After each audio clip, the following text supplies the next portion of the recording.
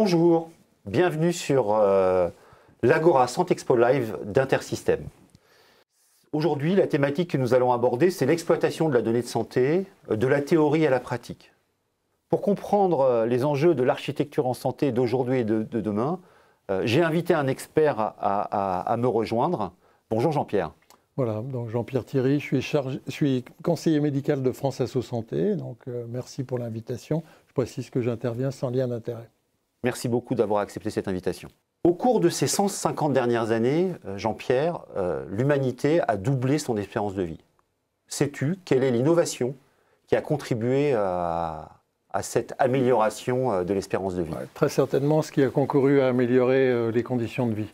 Mais plus spécifiquement? Eh bien, il s'agit de l'accès à l'eau potable. Grâce à l'accès à l'eau potable, l'espérance de vie de l'humanité sur ces 150 dernières années a doublé. Nous pensons que le prochain facteur qui améliorera la qualité de prise en charge des patients et l'espérance de vie, ce sera l'accès et le traitement de la donnée.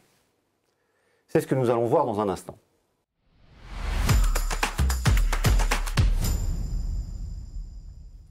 Bon, depuis des années, Jean-Pierre, nous traitons de nombreux sujets autour de la donnée de santé. C'est une thématique que l'on discute régulièrement, tout simplement parce que la massification des données, aujourd'hui, ne permet plus aux soignants de traiter la diversité et le volume des données qui leur arrivent.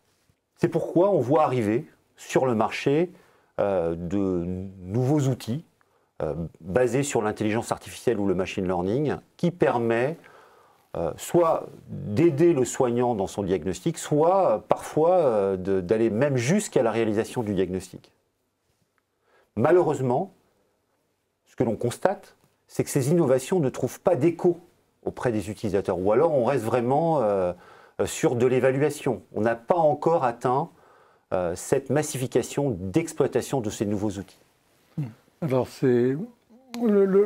la citation de l'eau propre, elle est très intéressante parce que l'épidémiologie est née en Angleterre, parce qu'il y avait une épidémie de choléra, et qu'en fin de compte, celui qui a mis en évidence que c'était l'eau souillée qui était responsable du choléra, il s'appelait John Snow. Il est parti de données d'observation sur des cartes, donc il a collecté les données. Donc on voit bien la relation intime entre l'exploitation des données, quand elles sont disponibles, et des mesures de santé publique. Et évidemment derrière, les technologies médicales ont pris le relais et ont eu une importance considérable avec les vaccins, les antibiotiques.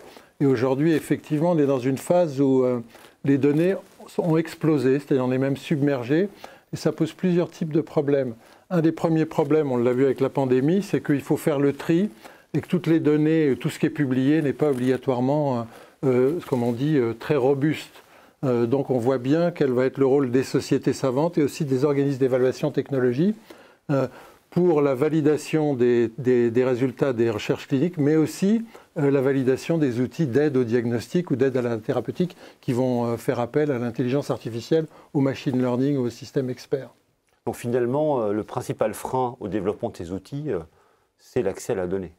C'est l'accès à la donnée probante, à la donnée de qualité, c'est avoir les outils d'exploitation suffisants, et puis aussi c'est convaincre, si c'est nécessaire, les différents intervenants que maintenant il faut piloter les actions de santé publique. Sur la médecine, on est convaincu, sur la base de données disponibles et exploitables.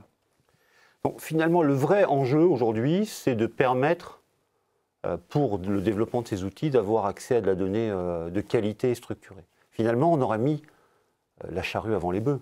Je me permets d'utiliser cette expression parce qu'on a développé de nouveaux outils, on a concentré nos efforts industriels sur le développement de ces applications, mais on a oublié un sujet stratégique important, c'est l'accès à la donnée de qualité, structurée, respectant le cadre réglementaire, anonymisée ou pseudonymisée,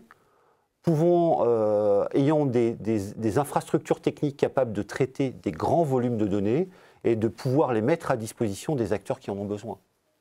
Oui, tu as résumé l'ensemble des besoins. Alors, il y a des dimensions techniques, il y a des dimensions réglementaires, et puis il y a une dimension qui est quelquefois sous-estimé, c'est comment on arrive à se faire approprier ces outils par les acteurs de terrain pour que justement ils aient la capacité de produire les données de qualité. On sait maintenant qu'il faut qu'ils aient un retour rapide dans leur pratique, que ces données qui peuvent passer du temps à générer soient utiles dans leur pratique. Donc il y a des problèmes d'appropriation et des problèmes d'accompagnement, ce qu'on appelle la conduite du changement, au niveau du terrain.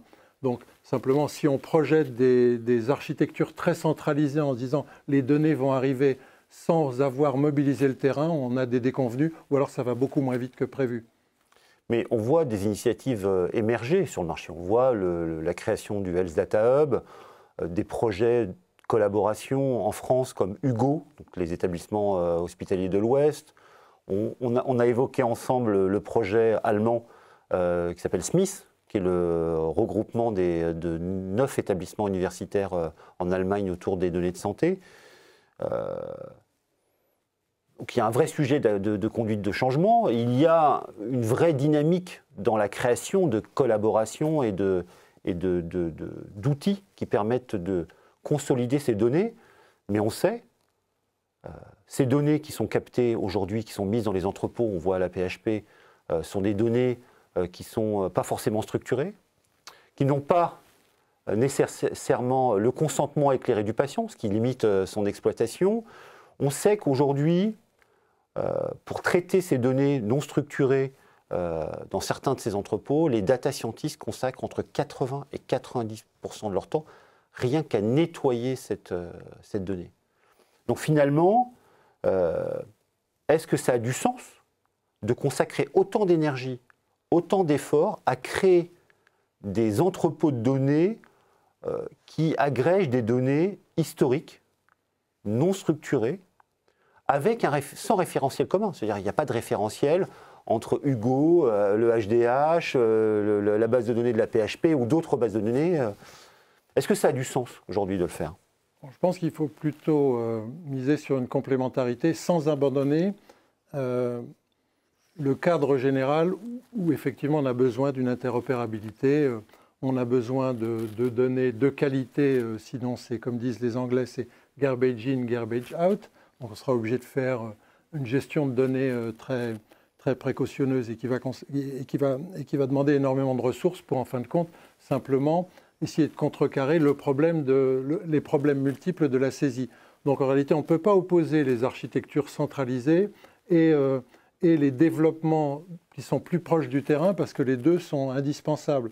Au niveau des architectures centralisées, il y a quand même des bases de données en fin de compte assez structurées, mais en général, elles couvrent un domaine médico-administratif. Ce sont les données de remboursement du SNDS qui agrègent les données du SNIRAM, donc des cotations gérées par l'assurance maladie et des remboursements hospitaliers gérés par le PMSI, par la TIH. Donc là, on est quand même face à un entrepôt de données structurées dont l'exploitation doit être améliorée, et c'est la stratégie. À côté de ça, si on va plus dans le domaine clinique, on est obligé de considérer les besoins des données dites riches des dossiers patients.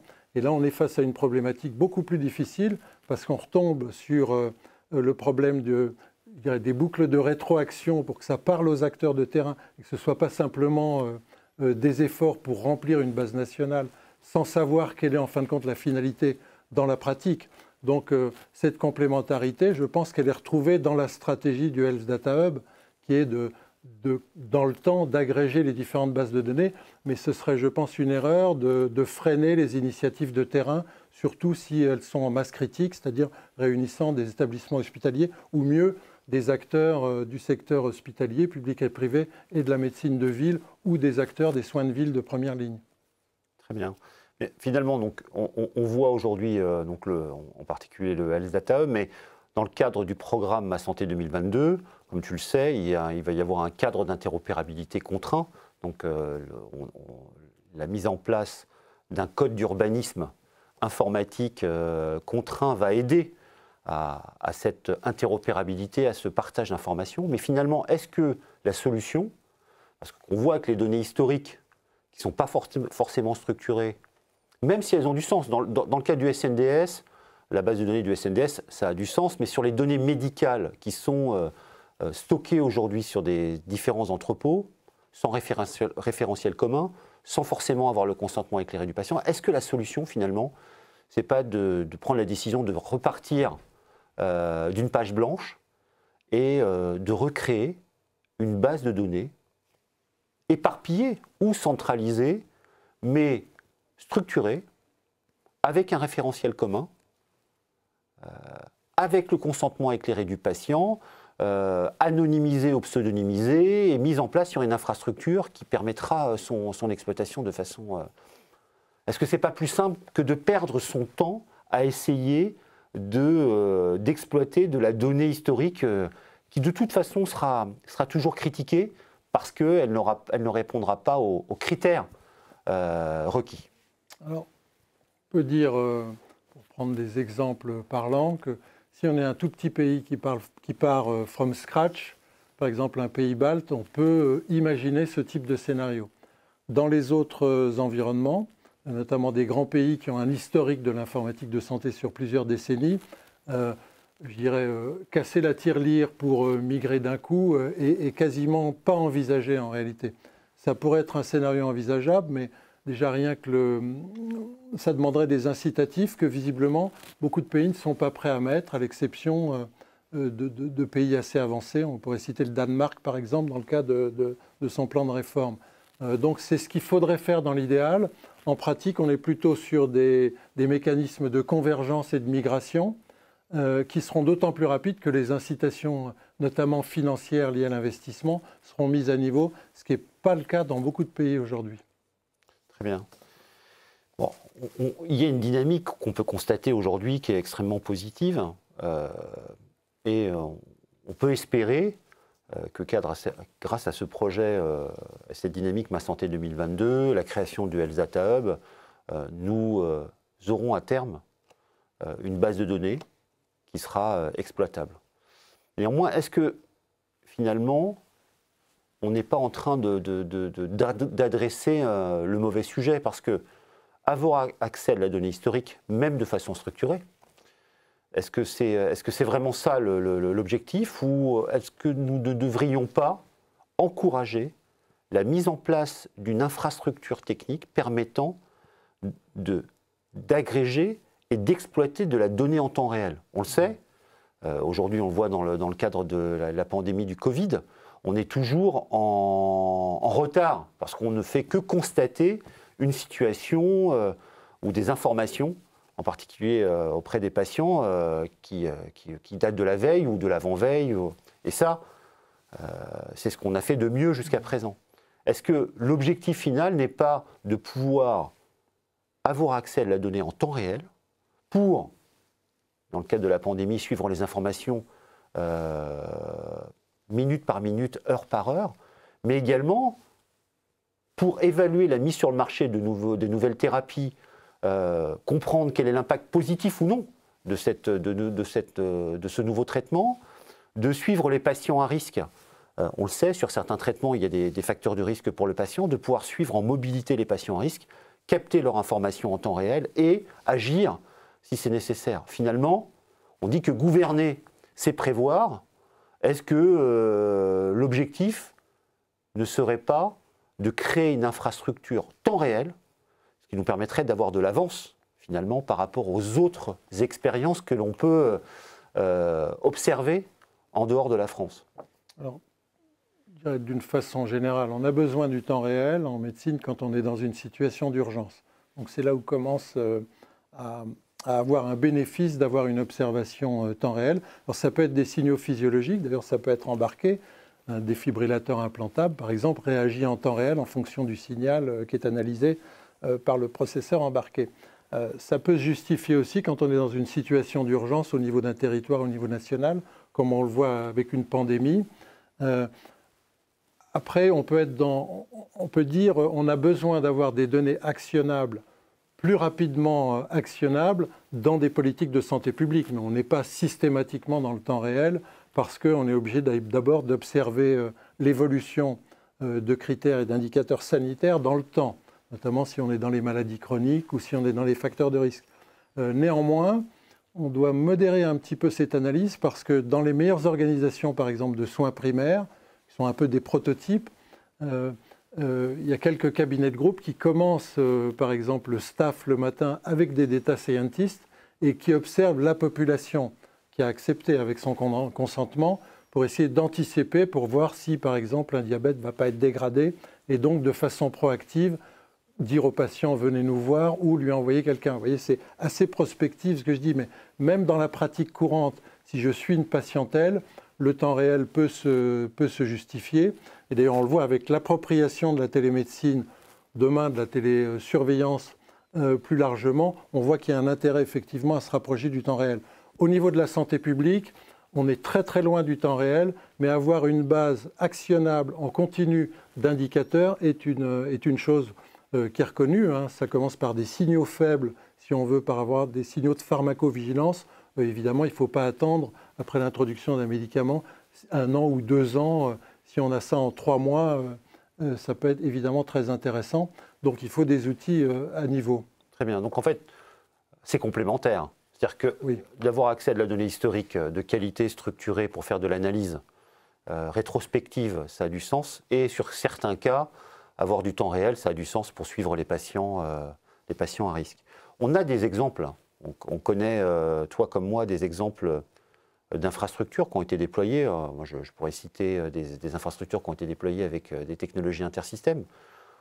Kaiser Permanente qui a mis en place un système de veille sanitaire en temps réel et pour modéliser les informations qu'ils reçoivent des patients en fonction de publications scientifiques. On voit la NHS qui vient de valoriser, alors il y a eu une polémique sur Google, mais qui a été capable d'évaluer en temps réel sur certains territoires cette information, les informations liées au Covid. Mais le meilleur exemple, c'est L6, dans l'État de New York. On le voit, L6, c'est une infrastructure aujourd'hui privée, à but non lucratif, qui gère l'ensemble du territoire et l'ensemble des patients au sein d'un territoire. Ils ont pu, parce qu'ils ont un historique de quasi une quinzaine d'années aujourd'hui, de 20 millions de patients, ils ont pu mettre à disposition des organisations publiques de l'État de New York l'accès à ces informations, ce qui a permis au gouverneur de l'État de New York de suivre en temps réel l'évolution de la pandémie, quartier par quartier, ville par ville au sein de son État. Et ça, c'est le modèle, finalement, idéal, parce qu'on avait cette infrastructure qui collaborait avec l'ensemble des acteurs qui intervenaient au sein du parcours de soins, avec de l'information accessible en temps réel.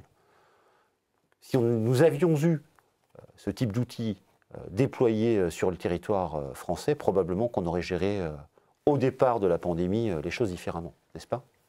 Disons que l'accès à des données de qualité probantes et donc actionnables en santé publique, ça ne fait aucun doute. Mais il y a quand même plusieurs dimensions qu'il faut adresser. Un, ça veut dire l'acceptabilité par la population, qui est de plus en plus sensible aux risques qu'on peut appeler de profilage liés aux données qui sont générées, notamment maintenant ce qu'on appelle les données générées personnellement, par exemple à partir du smartphone, qu'elles soient médicales ou non. Ensuite, il y a ce qu'on fait de ces données dans une politique de santé publique. Je ne vois pas obligatoirement un lien très fort entre la disponibilité des données dans un système d'information et la capacité de réaction pour contrôler une pandémie. Je veux dire, l'exemple de l'État de New York est très intéressant, mais en même temps, on ne peut pas dire que ce soit un exemple de contrôle réussi d'une pandémie, vu les chiffres enregistrés aux États-Unis d'une façon générale, parce qu'il manquait d'autres choses. Il manquait des masques. Il y a aussi des grandes inégalités. L'isolement accompagné n'est pas obligatoirement mis en place très rapidement. Donc si on veut chercher, encore une fois, en soulevant la question de l'acceptabilité des mesures, une mise en œuvre très efficace des technologies de l'information, mais dans un cadre où, en fin de compte, ce qu'on appelle l'épidémiologie de terrain est beaucoup plus importante, on se tournera plutôt vers la Corée du Sud, vers l'Australie ou des pays qui ont eu des stratégies réussies, qu'on appelle maintenant de zéro Covid, et que beaucoup de pays très avancés occidentaux n'ont pas pu ou n'ont pas cru pouvoir appliquer. Très bien, avec de la géolocalisation par exemple, et du partage d'informations en temps réel liées aux patients. Alors, absolument, et même de la reconnaissance faciale en partie, ou du traçage à travers l'utilisation des cartes de crédit du circuit des patients, etc. Mais ça a été couplé aussi avec beaucoup de gens, en fin de compte, de terrain qui faisaient des démarches, qui allaient visiter les familles, etc. Et ça a autant, sinon plus, contribué à l'efficacité du testé, tracé, isolé en Corée que le système d'information qui, pour nous, aurait paru peut-être pas acceptable dans un premier temps.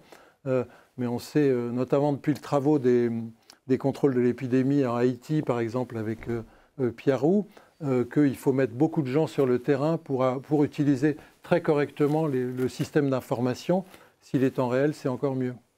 Alors, en tout cas, ce qui est intéressant, c'est de comprendre quelle est l'approche philosophique d'un État par rapport à un autre, d'une région par rapport à une autre. En Europe, on a un cadre réglementaire qui est extrêmement contraint, ce qui est très positif, parce que ce qui nous permet de rechercher l'excellence technologique dans la sécurité de l'information.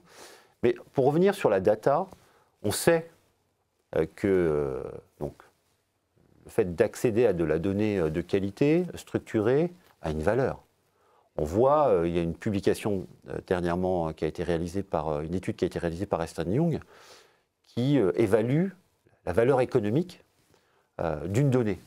Une donnée non structurée de dossier patient aujourd'hui, donc un dossier patient non structuré, ça vaut 0,3 pounds, 0,3 livres sterling. L'accès économique, la valeur économique d'un dossier patient structuré avec le consentement éclairé du patient, donc il l'estime entre 3 et 21 livres sterling. Mais plus on monte dans une donnée de qualité sur des profils pathologiques multiples, là on arrive on passe à 1000 livres sterling en valorisation économique d'un dossier patient sur un profil pathologique particulier. Et lorsqu'on croise des données, parce que finalement la vraie valeur, ce n'est pas la valorisation d'un dossier patient, mais c'est de croiser des bases de données venant de sources différentes. Donc on le voit, on estime aujourd'hui, lorsqu'on est capable de croiser des bases de données venant d'un dossier patient, d'une base de données génomique, on arrive à valoriser une information, un dossier patient, donc anonymisé ou pseudonymisé, jusqu'à 5000 livres sterling. On sait à quel point le système de santé en France a besoin d'être supporté économiquement. Tu évoquais tout à l'heure la nécessité d'avoir un investissement massif dans les outils d'infrastructure informatique. Mais finalement, est-ce que la donnée ne peut pas devenir une source de revenus à partir du moment où elle respecte le cadre réglementaire, une source de revenus importante pour les établissements de santé qui, de toute façon indirecte, vont pouvoir servir les soignants qui auront plus de moyens économiques et les patients qui, indirectement, auront des infrastructures, des outils qui seront plus performants et ils seront accueillis de façon beaucoup plus confortable lorsqu'ils seront pris en charge. Est-ce que finalement, aujourd'hui, l'investissement informatique n'est pas justement aujourd'hui considéré par nos gouvernants comme un coût versus un véritable investissement avec un retour sur investissement qui peut être considérable. On le voit dans cette étude qui a été menée par Ernst & Young, le potentiel économique de valorisation sur le marché d'une donnée de santé structurée est considérable. Alors, je reviens sur il y a deux volets. Je reviens sur la santé publique avec l'exemple de l'eau potable à Londres. Donc, qu'est-ce qu'on entend par valorisation ?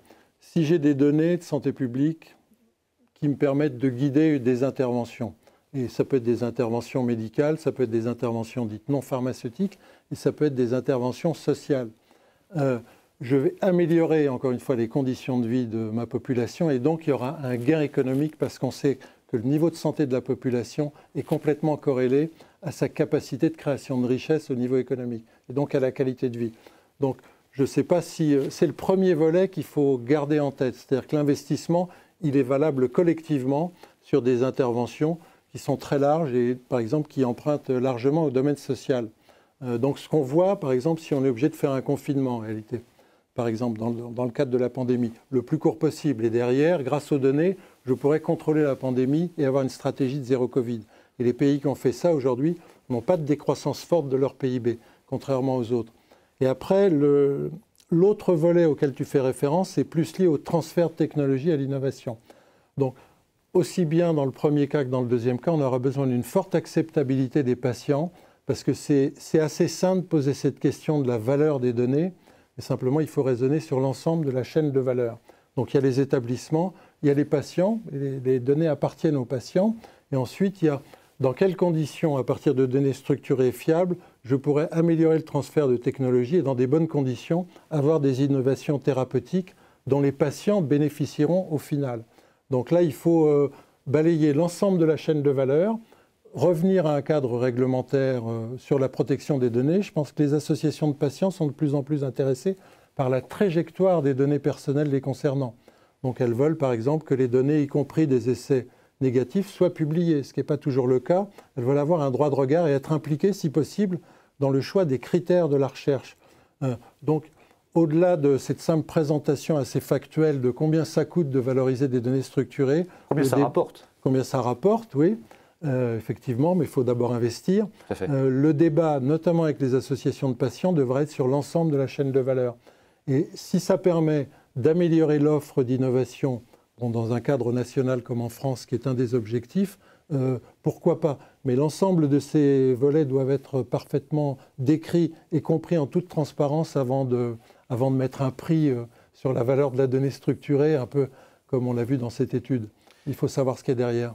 Néanmoins, ce qu'on peut constater aujourd'hui, Jean-Pierre, ne soyons pas naïfs, c'est que cette donnée est déjà valorisée par des acteurs dont c'est le métier. On parle des GAFA, c'est déjà le cas. Finalement, on reprendrait notre destin en main si on était capable, nous-mêmes, de poser l'infrastructure technique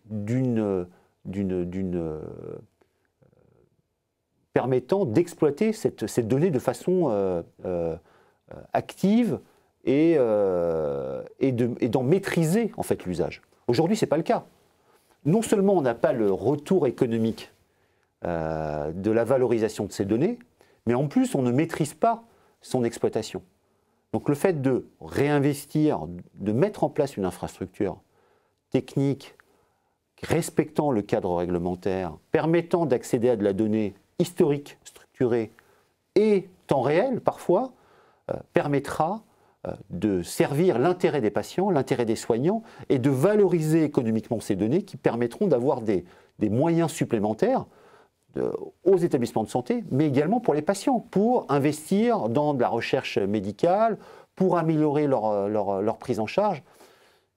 Donc, finalement, est-ce qu'il ne faudrait pas, aujourd'hui, reprendre notre destin en main en éduquant ou en expliquant aux patients l'intérêt qu'ils ont de partager leurs données de façon anonymisée, bien entendu, ou pseudonymisée, pour pouvoir en retirer des bénéfices. Parce que de toute façon, c'est déjà exploité.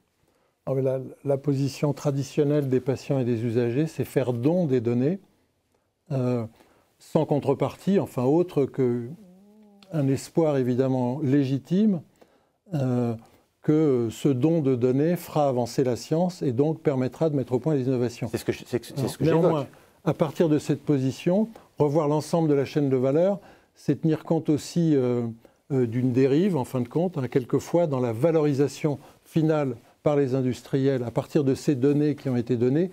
Donc je dirais, pour reprendre tes mots, à travers la gestion de la donnée, les usagers, les associations de patients ont intérêt à reprendre la main sur l'ensemble de la chaîne de valeur pour faire valoir leur point de vue, effectivement, qui est un point de vue qui sera de l'intérêt collectif et pas seulement l'intérêt des actionnaires, des startups ou des groupes qui auront pu valoriser leurs produits en utilisant leurs données.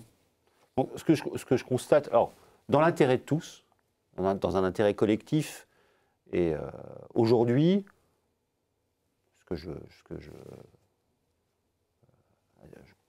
analyse, ou en tout cas ce qui me paraît évident, c'est qu'on est dans une dynamique qui est extrêmement positive aujourd'hui avec ces initiatives Ma Santé 2022, le Health Data Hub, la création d'une future infrastructure dossier médical partagé, l'espace numérique de santé.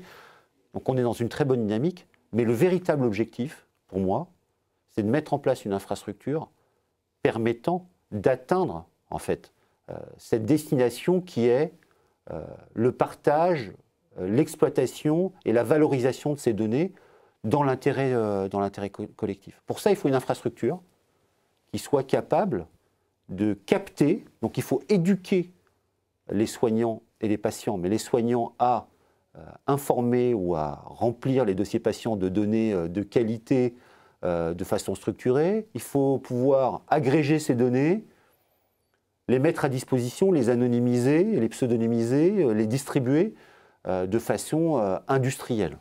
Voilà. Bon. C'est très bien où je veux en venir.